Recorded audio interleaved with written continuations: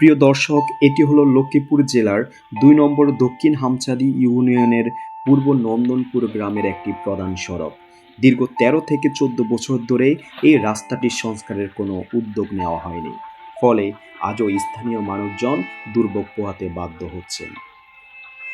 হালকা বৃষ্টিতে এই রাস্তায় জমে যায় হাঁটু থেকে কোমর পর্যন্ত পানি। পানির নিচে ডুবে যায় পুরো রাস্তাঘাট।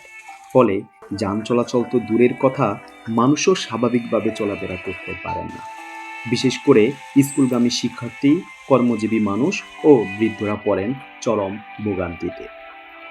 স্থানীয় প্রশাসন, সড়ক বিভাগ এবং জনপ্রতিনিধিরা কেউই এই বিষয়টি নিয়ে কার্যকর কোনো ব্যবস্থা নিচ্ছেন না। জনগণের আকুতি ও দীর্ঘদিনের দুর্ভোগ আজও রয়ে গিয়েছে অদেখা এবং অবহেলিত।